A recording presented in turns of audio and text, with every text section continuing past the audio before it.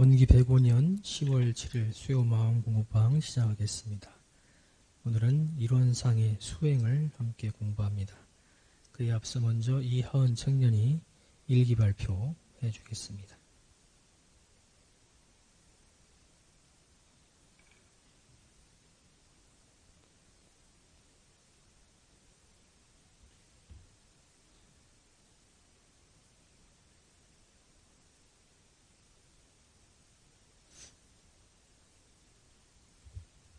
반갑습니다.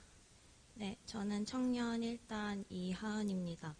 오늘 저는 9월 26일에 썼던 감각 감상 일기 발표를 하려고 합니다. 제목은 한자 사경 2이고요. 지난 1월에 한자 사경이 하기 싫었던 나는 한자 사경에 대해서 심신작용 처리권을 썼다. 그리고 오늘도 사경을 하면서 감각이 생겨서 이 편을 쓰게 되었다. 오늘 사경을 하다 보니 한자로 써있음에도 불구하고 아는 한자들이 많이 나와서 신나게 사경을 마칠 수 있었다. 그동안 내가 한자 사경을 왜 싫어했는지 그제야 생각해보게 되었다. 쓰면서 바로바로 그 뜻을 알 수 없었기 때문이다. 사실 이 부분은 한자 사경을 하기 전에 한글을 읽어보면 해결되는 부분이었음에도 불구하고 귀찮다는 이유를 붙이며 읽지 않았던 나의 잘못도 분명히 있지만 말이다. 아무튼 그동안은 사경을 하면서 모르는 한자가 더 많았기에 사경이 힘들고 재미가 없었다. 그런데 한자 공부를 하고 한자를 조금씩 외우기 시작하면서 내가 외웠던 한자가 나올 때 그 한자를 읽을 수 있기에 사경을 하면서 그 뜻을 짐작해 볼 수 있을 때 그 즐거움이 굉장히 크다는 것을 알게 되었다. 오늘 토요법회에서 세운 교무님께서 수양하는 것이 즐겁지 않으면 그것은 자기 착취를 하고 있거나 잘못된 방법으로 하는 것이라는 말씀을 해주셨다. 나는 사경을 하는 것으로 요란한 마음을 다스리는 것을 좋아하는 한편 한자를 쓰는 것은 썩 좋아하지 않았고 그렇다고 한자 공부를 제대로 했던 것도 아니기 때문에 잘못된 방법으로 수양을 하고 있었던 것이라는 생각이 들었다. 하지만 이제는 한자로 사경을 하는 것 속에서도 즐거움을 찾으니 한자 사경이 조금은 덜 무서워졌다. 하고 싶지 않다는 마음도 많이 사라졌다. 다음부터는 어떻게 한자 사경을 대해야 할지도 알게 되었다. 그렇게 힘들게 때로는 하고 싶지 않다는 생각에 사경을 멈춰가면서 한자 사경과 고군분투해왔는데 거북이처럼 느리더라도 포기하지 않고 썼더니 이제 한자 사경을 할 날이 얼마 남지 않게 되었다. 또 하면 역시 되는구나 라는 생각이 들었다. 한자 사경 처음에 성욱 교무님께서 쓰라고 하셨을 때는 그냥 교무님께서 쓰라니까 쓰는 거지라는 마음으로 썼는데 이제는 어느 정도 내 의지로 쓰고 있고 즐거움도 찾았다. 한자 사경을 통해 얻는 것이 생각보다 꽤 많다. 대소유무의 이치가 밝아진 정도를 스스로 대조한 거를 살펴보면 1.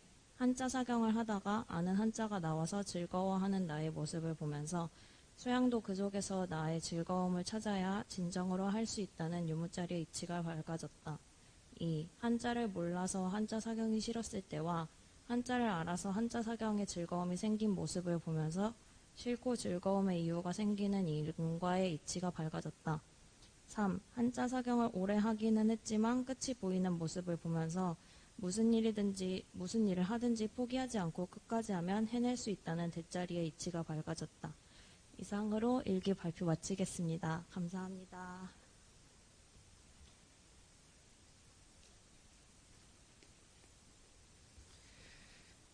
네, 감정을 하겠습니다. 한자 사경에 대한 감상을 적었습니다. 일단 한자 사경에 대해서 재미를 느끼게 돼서 얘기를 들으면서 좀 즐거웠고요. 일기 내용을 간단히 다시 보면 잘 모를 때는 재미없고 하기 싫었던 한자 사경이 점점 알아질수록 재미있어졌고 또 끝까지 할 수 있는 힘이 생겼다. 그리고 한자 사경과 수양을 연결시켜서 즐겁게 수양하는 것이 바른 수양임을 알게 되었고 한자 사경도 그렇게 해야겠다는 그런 감사한 듯 합니다. 알면 재밌죠. 알아갈수록 재밌는 것 같습니다. 처음에 모른다고 포기하면 영영 멀어지게 되죠. 우리 마음 공부도 그런 것 같고요. 처음부터 재밌는 것은 아마 소비 활동이거나 혹은 전에 이미 해봐서 쉽게 알아지거나 또 할 수 있는 것, 그런 것들이 처음부터 재밌는 것 같고, 보통은 처음에 재미가 없죠. 처음에 재미없기도 했지만 신시민 하운 교우라 교무님 말을 믿고 한 결과 한자성의 재미도 알아진 게 된 것 같습니다. 감사항인데 대자리, 유모자리, 인과자리가 밝아진 내용을 스스로 감정을 했습니다. 대자리는 하나인 자리, 없는 자리, 텅 빈 자리임을 확인하는 것이고, 소자리는 분명하게 구분되어지는 것, 그리고 유모자리는 그 변화하는 자리를 대조하는 거죠. 대조를 잘 했는데 내용상으로 조금 적확하게 맞는가는 다시 한번 점검을 해보면 좋을 것 같고요. 그리고 우리가 일기를 쓰다 보면 여기도 지금 내용이 3가지가 있거든요. 감상이. 그래서 내용이 많아져서 정확한 감상이 어떤 것인지 또는 이게 심신적인 처리권인지 구분이 잘 안 되는 경우가 있는 것 같습니다. 그래서 우리 하은교우도 일기를 잘 썼지만 간명하게 기재하는 습관을 들이면 좋을 것 같고, 또 이렇게 감상이 여러 개일 때는 나누어 써도 좋겠다, 그런 생각이 듭니다. 그리고 특별한 감각이 있을 때는 감각 감상을 쓰는 것도 좋지만 우리가 그런 감각 감상이 자주 일어나는 것은 아니죠. 그래서 우리가 마음이 자주 일어나는 이 생활 속에서 자주 등장하는 심층적인 처리권을 많이 기재를 하면 좋겠다, 이런 생각을 가져보고, 실제로 학사에서 제가 지도를 할 때도 이 마음 번뇌가 자주 일어나는 우리 젊은 청년들은 심신적인 처리권을 많이 쓰면 좋겠다, 이런 생각을 해봅니다. 좋은 일기 함께 공유해 주셔서 고맙습니다. 감상 마치고 일기 감정 마치고요. 이어서 박세훈 교무님께서 이론상의 수행 강의해 주시겠습니다.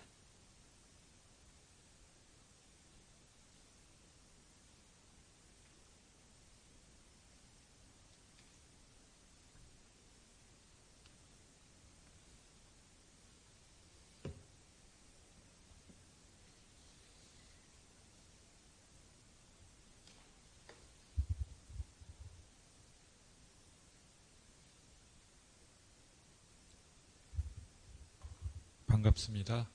네.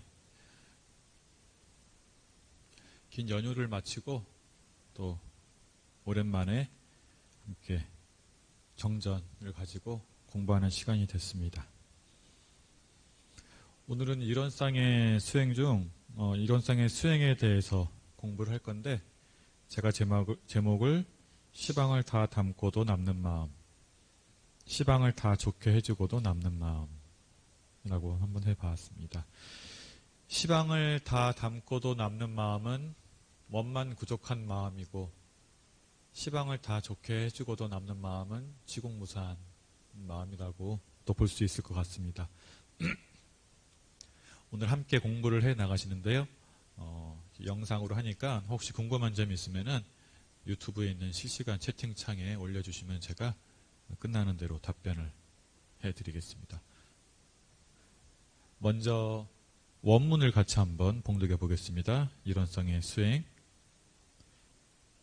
이론상의 진리를 신앙하는 동시에 수행의 표본을 삼아서 이론상과 같이 원만 구족하고 지공무사한 각자의 마음을 알자는 것이며, 또는 이론상과 같이 원만 구족하고 지공무사한 각자의 마음을 양성하자는 것이며, 또는 이론상과 같이 원만 구족하고 지공무사한 각자의 마음을 사용하자는 것이 곧 이론상의 수행이니라.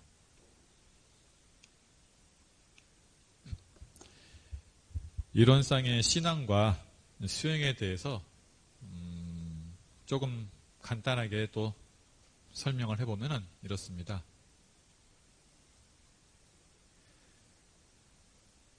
이론상의 신앙이라는 것은 쉽게 이야기하면은 복락을 구하는 행위입니다. 복을 구하고 즐거움을 구하는 행위입니다. 이론상 서문에서는 이론의 또 위력을 얻는 행위이기도 합니다. 그래서 이론상의 신앙은 항상 그 신앙의 대상이 있습니다. 그 신앙의 대상을 통해서 복과 낙을 구하는 것이 이론상의 신앙인데, 이 이론상의 복과 낙을 구하는 것을 이제 위력을 받는다고 하는 건데, 이 위력이라는 것이 어떤 원리를 통해서 있느냐? 우리가 계속 반복적으로 공부한 것이 이론상의 진리라는 것은 비어있다, 밝다, 조화롭다. 이 세 가지가 있잖아요. 이 세 가지 속성을 통해서 복과 낙을 구하는 것이 이론상의 신앙입니다. 그러니까 우리가 이 우주가 한 체성이면은 이 한 체성을 통해서 신앙을 할 때는 우주 전체를 통해서 허공법계를 통해서 진리불공을 하죠. 기도를 통해서. 그랬을 때 이제 우주가 우리 계절이 사시로 변할 때, 봄, 여름, 가을, 겨울로 변할 때, 봄에는 봄에 맞는 식물을 심고, 여름에는 여름에 맞는 식물을 심고, 가을에는 가을에 맞는 식물을 심고, 겨울에는 겨울에 맞는 식물을 심는 것이 이론상의 진리에 맞는 신앙인데, 자, 우리 우주라는 것이 텅 비어 있는 것 같지만은 신령스럽게 알아요. 공정경제 강명이. 알아서 봄에는 봄에 맞는 식물을 심어야지 잘 날 수 있고, 여름에는 여름에 맞는 식물을 잘 심어야지 날 수 있고, 가을에는 가을에 맞는 식물을 심어야 잘 날 수 있죠. 이것은 이론상의 진리 중에서 비어있는 속성과 지극히 밝은 속성이 가능하는 거죠. 그 다음에 그 밝은 속성에 맞게, 여름에는 여름에 맞게, 가을에는 가을에 맞게 불공을 하면은 거기에 맞는 식물들이 제대로 수확되는 것은 조화로운 속성이겠죠. 예. 그래서 이제 신앙이란 것은 이론상의 진리 중에서 비어있는 속성, 밝은 속성, 조화로운 속성을 잘 활용해서 거기에 그 대상에 맞게 불공을 했을 때 복과 낙이 나오는 겁니다. 이것이 이론상의 신앙의 핵심이 되겠고요. 이론상의 신앙은 신앙의 대상이 있습니다. 그 대상을 통한 불공을 통해서 그 불공이 비어있는 속성, 밝은 속성, 조화로운 속성을 통해서 위력을 나타내는 것. 그래서 복과 낙을 주는 것이 신앙이라면은 이론상의 수행이라는 것은 무엇일까요? 이론상의 수행이라는 것은 대상이 없어요. 내가 하는 거예요. 내 수행을 다른 사람이 할 수 없죠. 예, 여기 오늘 공연을 앞두고 있는 미룬교우의 수행을 제가 대신할 수도 없고, 제 수행을 미룬교우가 대신할 수 없어요. 그러니까 수행이라는 것은 대상이 없어요. 그렇다고 그러면 이론상의 신앙이라는 것은 그 신앙의 대상의 불공을 통해서 복과 낙을 구하는 거고, 수행은 뭘까요?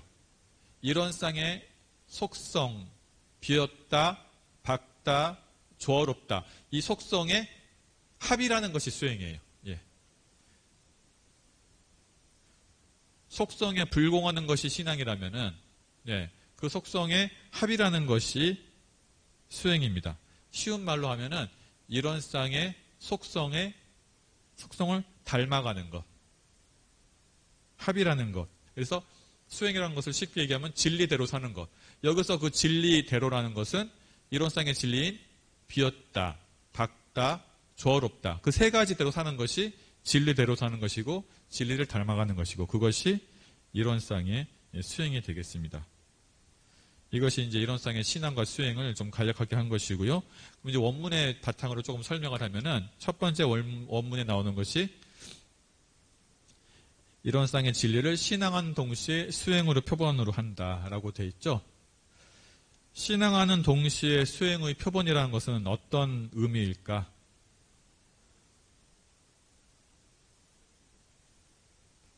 신앙이란 것은 대상한테 불공을 하는 건데, 우리가 이제 가장 많이 빠뜨리는 것이 그 신앙의 대상에 나를 빠뜨리곤 많이 해요. 나라고 하는 것을. 예. 나도 신앙의 대상인데. 예. 그러니까 신앙하는 동시에 수행의 표본으로 한다는 것은, 한 장 넘겨주시면, 전산 종법사님께서 신앙의 핵심은 불공을 이렇게 말씀하셨어요. 불공이란 부처님이 부처님을 모시는 것이다. 라고 합니다. 그러면서 근데 이제 우리 불공의 단계가 인공이 있고 천공이 있고 불공이 있는데 대부분의 우리 사람들은 인공과 천공을 하지 불공을 하지 않는다. 인공이란 것은 사람이 사람에게 하는 공들임이에요. 대가를 바라는 거고. 예. 천공이란 것은 대가를 바라지 않지만은 그래서 철록에 내리지만은 내가 부처라는 자각 없이 하는 불공이에요. 천공이에요. 근데 불공이란 것은 내가 부처라는 자각 아래서 부처가 부처에게 하는 것이 불공이에요.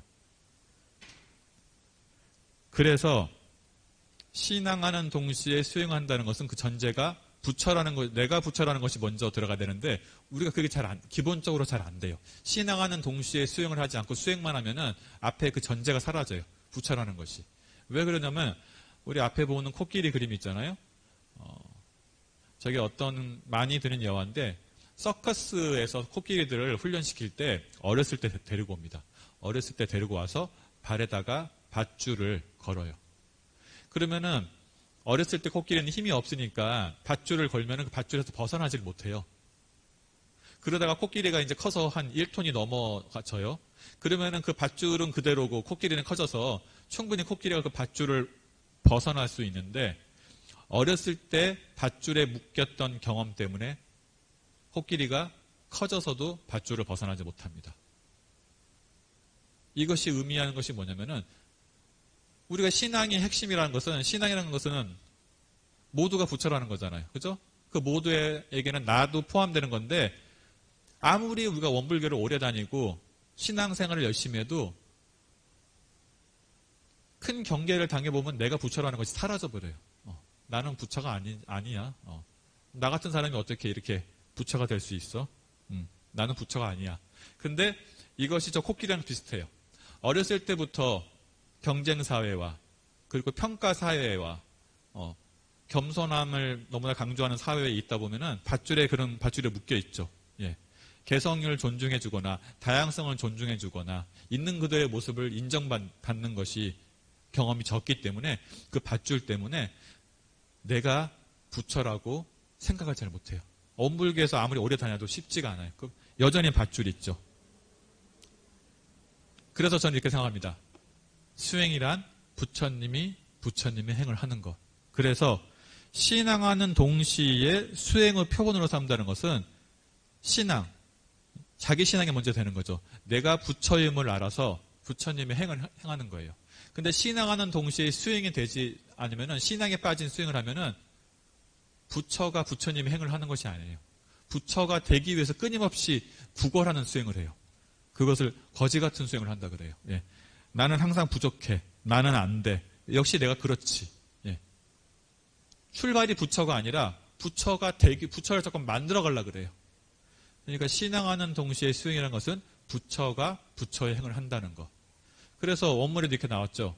이런 쌍과 같이 원만구족하고 지공무사한 각자의 마음을 알고 양성하고 사용한다. 그러니까 우리의 나라고 하는 것이 나의 마음이라고 하는 것이 원만구족하고 지공무사해요. 우리의 마음이. 그래서 이런 쌍과 같이 원만구족하고 지공무사한 오늘 일기를 발표한 하은교우의 마음을 알자는 것, 미륵교우의 마음을 알자는 것. 예, 이것이 신앙인 거죠, 그죠? 부처부터 시작하는 것이 신앙이에요. 그것이 신앙하는 동시에 수행이 되는 거죠. 그 다음에 보면은 그런데 이제 전산 종법사님께서 이런 말씀하셨어요. 신앙하는 동시에 수행이 되지 않으면은 신앙의 뿌리가 내리지 않고 수행을 하게 되면은 사도로 떨어질 수가 있어요. 왜 그러냐면은 우리가 수행만 서원이 부족한 가운데 수행을 스승이 없는 가운데 수행을 하게 되면은 신통무용을 바라게 되잖아요. 예. 그래가지고 이상한 사도를 행할 수 있고 그냥 수양이 잘 된다고 하면은 편벽되게 할 수도 있고 못하게 할 수가 있죠. 그래서 신앙이 바탕되지 않으면 그 신앙에는 사원이 다 들어가잖아요. 그죠? 사원에는 스승도 있고 동지도 있잖아요. 동지 없이 혼자 하다 보면은 사도에 빠질 수 있고 대종사님께서도 대각을 하고 나서 이런 말씀하셨죠. 예, 자려고도 하던 중 사원의 도움으로 했다. 그러니까 이 수행이라는 것이 자력을 중심으로 하지만은 반드시 타력과 같이 갔을 때 줄 만든 공부가 되고 훨씬 더 효과가 좋습니다. 그래서 신앙하는 동시에 수행한다는 것은 내가 부처라는 출발점 아래에서 내가 부처가 부처의 행을 한다는 마음으로 하는 것이 신앙하는 동시에 수행하는 것이고, 그리고 스승을 모시고 하는 것이고, 사언과 동지와 함께 하는 것이 신앙하는 동시에 수행을 하는 거라고 저는 생각을 합니다. 그 다음에 이제 하나 새로운 것을 보면은, 우리가 이런 쌍의 진리나 이런 쌍의 수행은 전부 다 동공과 강명과 조화가 나오잖아요. 동공한 것이며 공정정지의 강명을 따라서, 그리고 진공무의 조화를 이렇게 해서 이것을 믿는 건데, 수행 이런 쌍의 수행에 가서는 그게 다 빠지죠. 그것이 전부 다 원망구족 지공무사로 바뀌어요. 그렇죠? 만약에 수행이라고 하면은 동공한 것을 알고, 광명한 것을 알고, 조화로운 것을 알고, 동공한 것을 양성하고, 광명한 것을 양성하고, 조화로운 것을 양성하고, 이렇게 가야 될 텐데, 원망구족 지공무사로 용어가 바뀌죠. 그러면 왜 이런 쌍의 신앙과 수행에 있어서 진리의 내용을 다르게 표현했냐, 이런 질문들을 하게 돼요.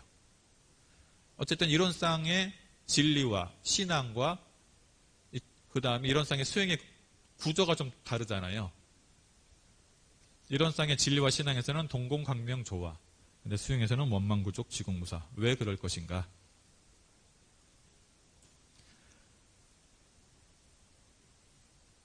각사님께서는 이렇게 말씀을 해주셨습니다.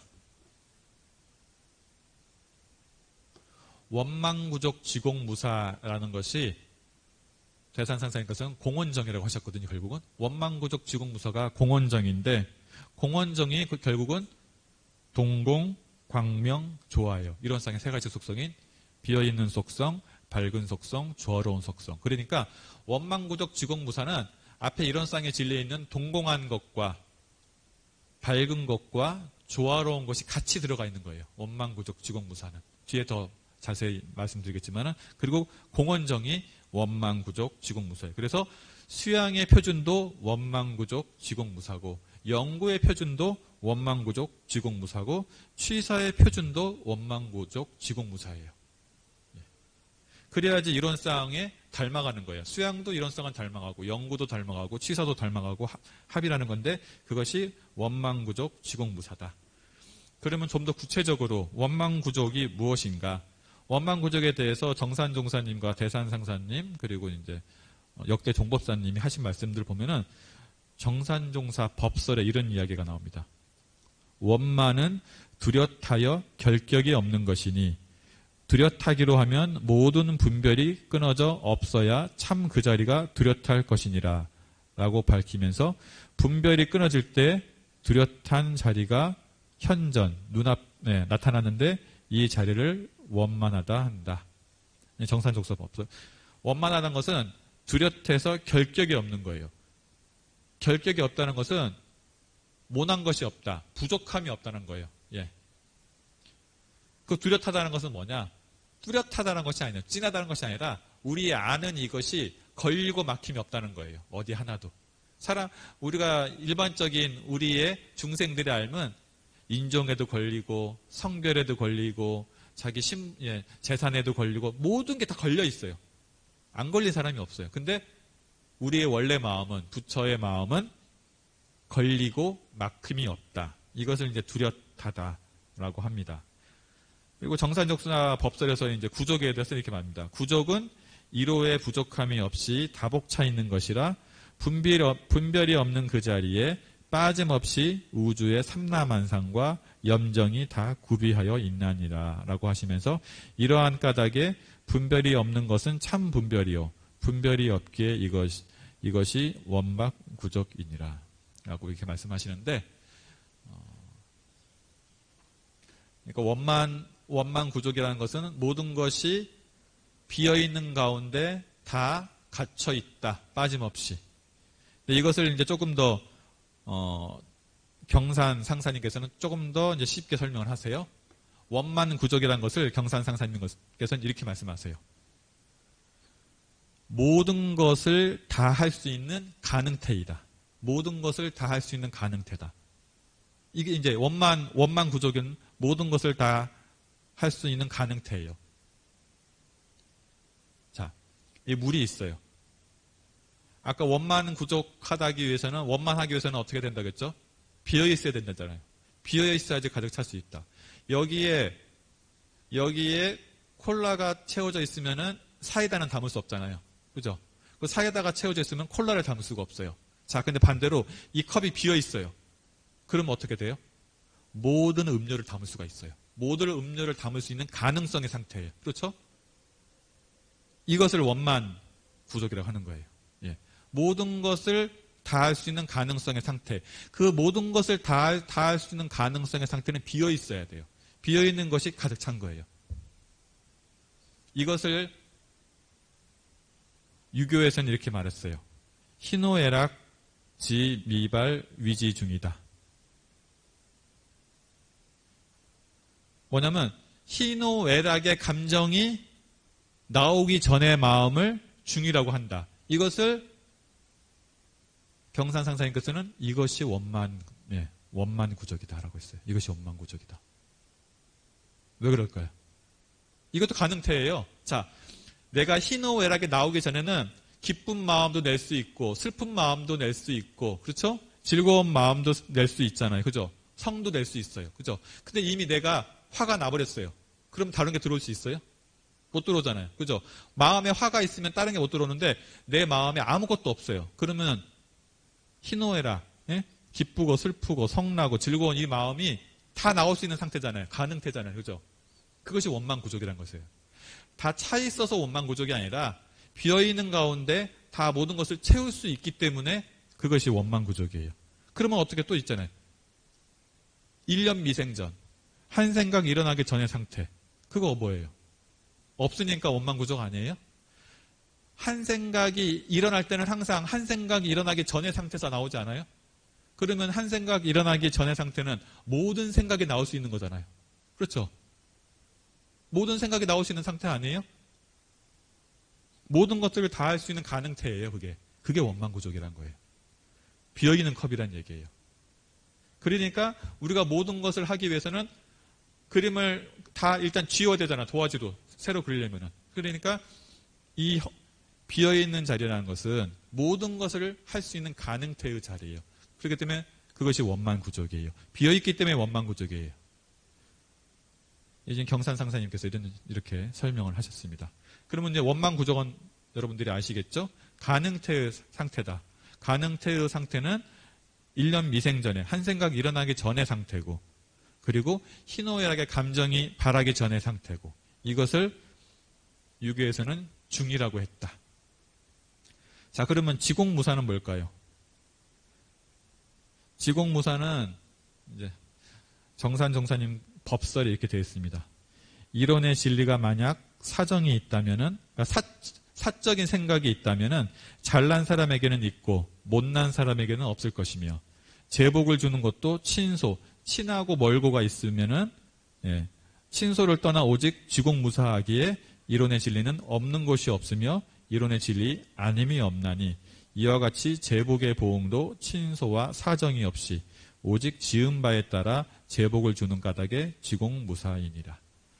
그러니까 지공무사라는 것은 이론상의 진리가 나라고 하는 것이 없어요.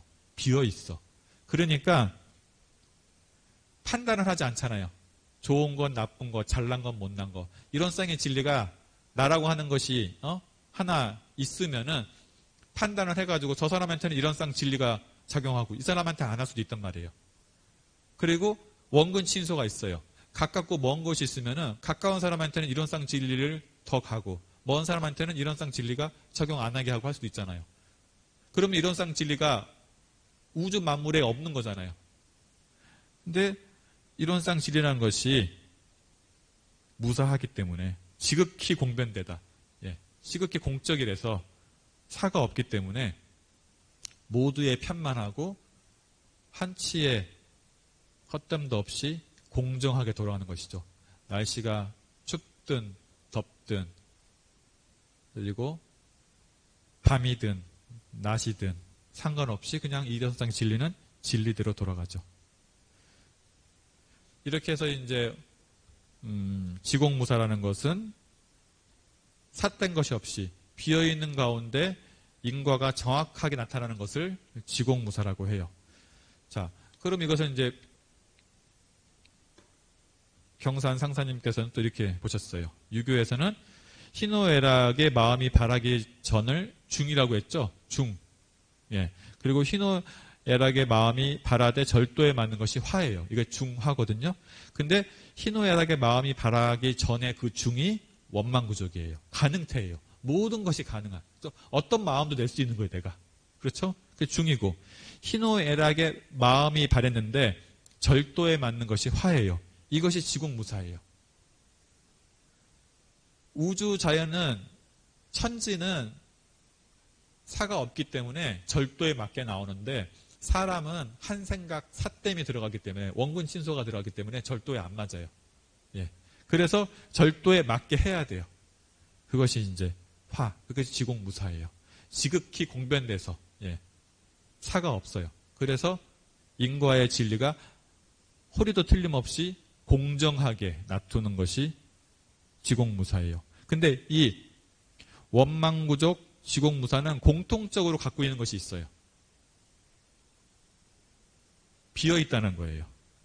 그래서 대산종사님께서 크게 빈 마음에서 큰 지혜가 솟고 큰 지혜에서 큰 사상이 나오며 큰 사상에서 세계주의가 나오고 세계주의에서 큰 공심이 나온다.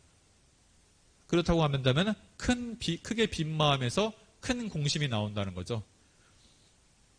크게 빈 마음이 원망구족이에요. 예. 그 원망구족에서 지공무사가 나오는 거죠. 이것을 대산상사님께서는 대공심, 대공심. 대공심의 앞에 공자는 빌공자. 그리고 뒤에 공자는 공변될 공자. 그러니까 대공심에서 대공심이 나온다. 앞에 대공심은 원망구족, 뒤에 대공심은 지공무사. 자, 그러면 이론상 수행이라는 것을 간단한, 이론상 수행에서 가장 중요한 단어가 지금 원망구족, 지공무사잖아요.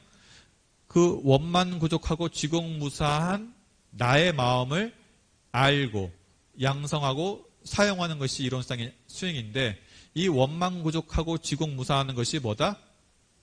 이론상 진리의 속성이에요. 비어있고 밝고 조화롭다. 그죠? 수행이란 것은 이론상 진리와 하나 되는 것이 수행이에요. 이론의 체성이 합하는 것. 그럼 이론의 체성이라는 것은 뭐예요? 비어있고 밝고 조화로운 것이잖아요. 내가 비어있고 밝고 조화롭게 되면은 수행이 완성되는 거예요. 이론상 진리가 되는 거예요. 예. 근데 나의 마음이 원래 비어있고 밝고 조화롭다는 거예요. 그 말을 바꿔서 나의 마음은 원망구족하고 지공무사하다고 하는 거예요. 원망구족 지공무사하는 것은 나의 마음이 비어있고 밝고 조화롭다. 비어있기 때문에 밝고 밝기 때문에 조화로운 거예요. 비어있으니까 가능태가 되죠. 모든 것을 할 수 있는. 그러니까 밝고 그 밝기 때문에 조화로운 거예요. 이 세 가지가 같이 돌아가죠. 그래서 이 비어있는 것을 하는 것이 정신수양, 밝은 측면을 개발하는 것이 사리연구, 조화로운 측면을 개발하는 것이 작업치사가 되겠죠. 예.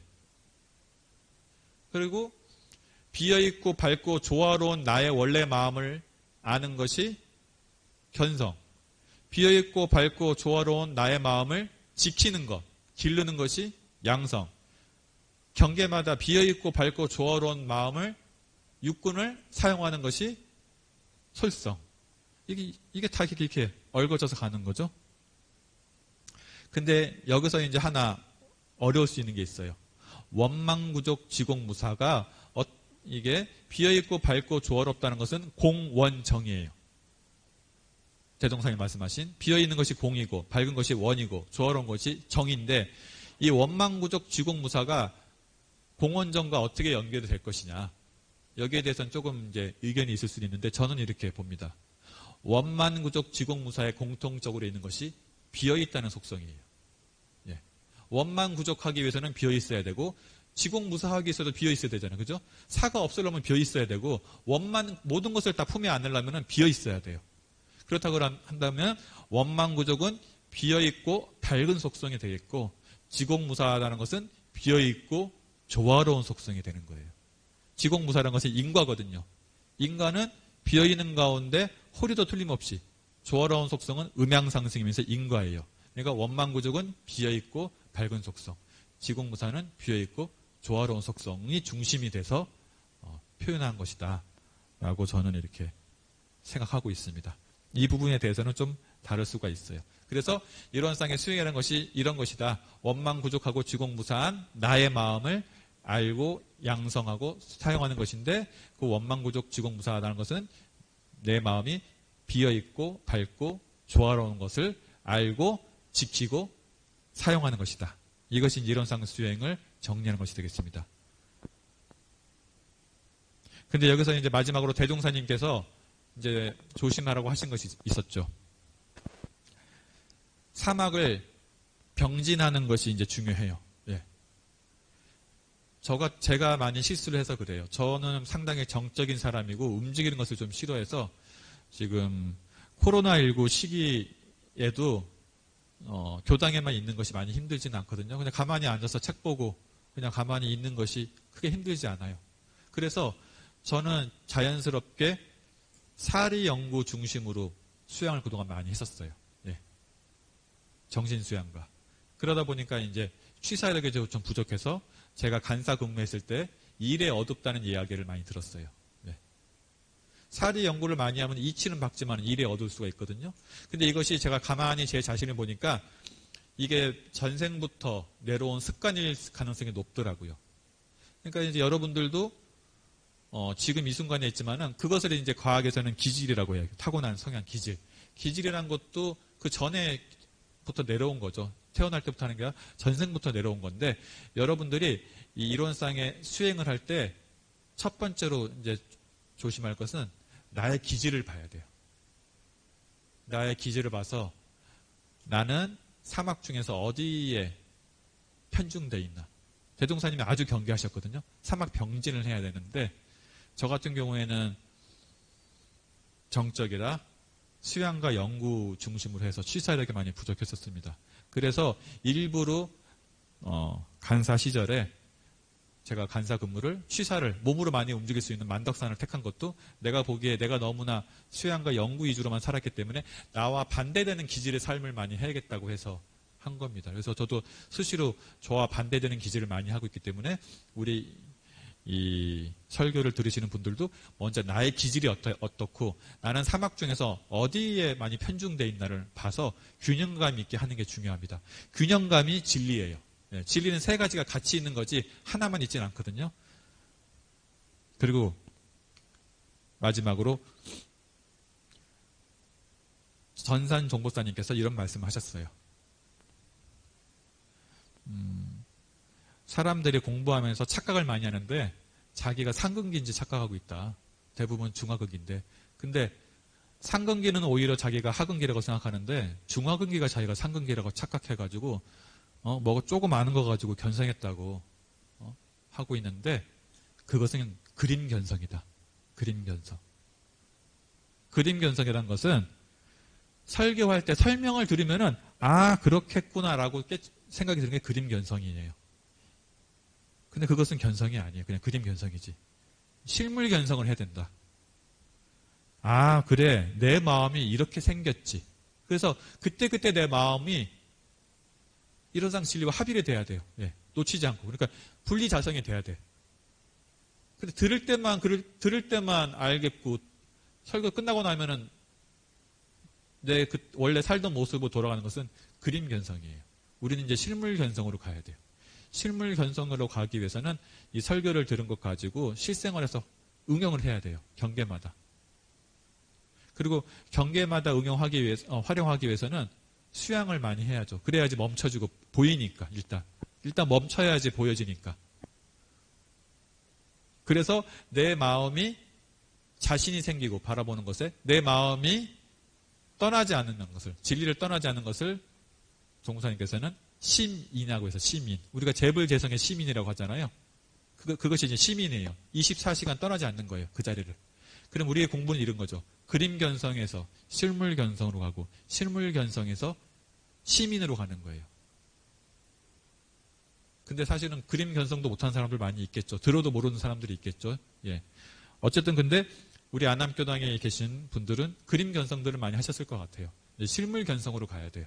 실물 견성으로 가시고 궁극에는 시민으로 가야 되지 않을까라는 생각을 합니다. 그래서 이 설교가 끝나는 순간부터도 한 마음도 놓치지 않고 바라볼 수 있는 그런 실물 견성을 할 수 있는 우리들 되기를 바라면서 오늘 마치도록 하겠습니다. 질문 있으시면 질문 주시면 좋은데요. 예. 질문이 없네요. 마치도록 하겠습니다. 감사합니다.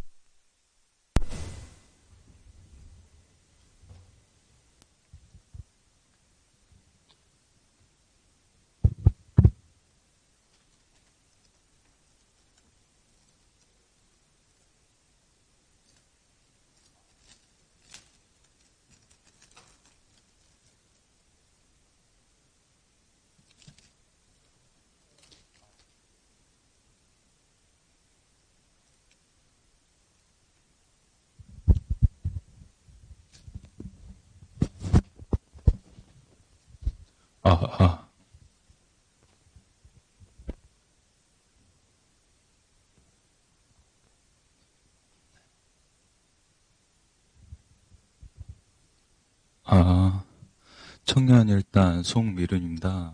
오늘 부를 노래는 지금 상록수라고 양희은 씨 노래입니다. 잘 부탁드립니다.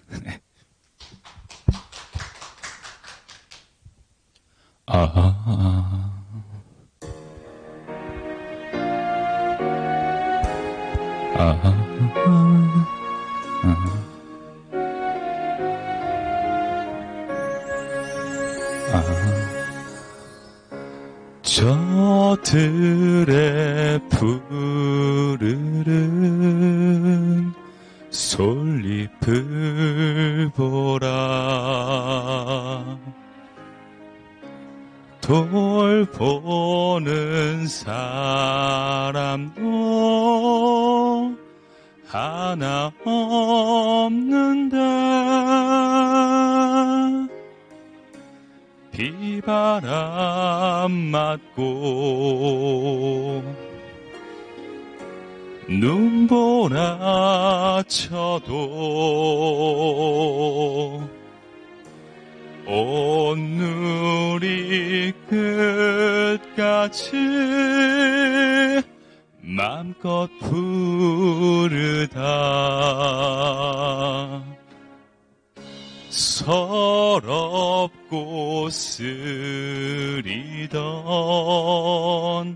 지난 날들도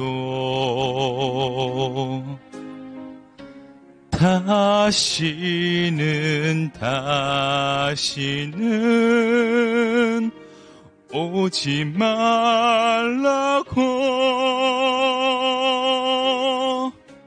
땀 흘리리라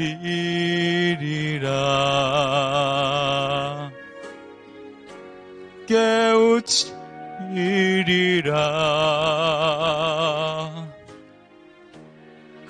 거칠은 들판에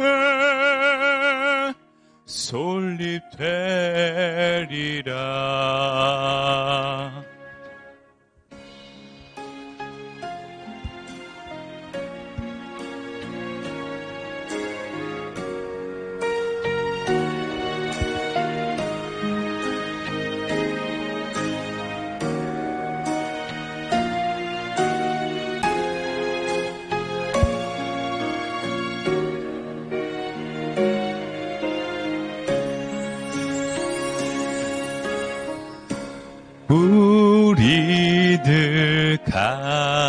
진 것 비록 적어도 손에 손 맞잡고 눈물 흘리니 우리 나갈 길 멀고 험해도 깨치고 나가 내 이 길이라 깨치고 나가 끝내 이 길이라.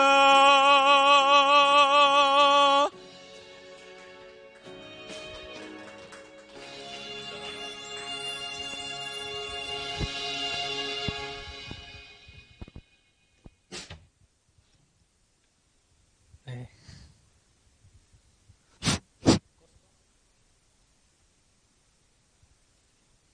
아, 예. 미룬교 공연 잘 들었습니다. 오늘 공방 잘 들으셨죠?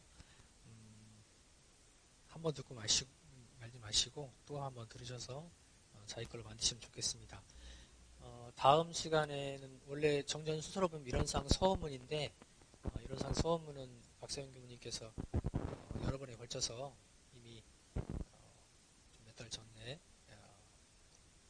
강의를 해주셨죠. 그래서 그 내용을 참고를 하시고 다음 주에는 이론상 법어로 같이 공부를 하겠습니다. 이론상 법어를 읽어보시고 스스로 대조를 한번 해보시고 단어도 한 번씩 찾아보시고 하셔서 그 내용 가지고 다음 시간에는 같이 공부를 하도록 하겠습니다. 이상으로 수요 마음 공방 마치겠습니다.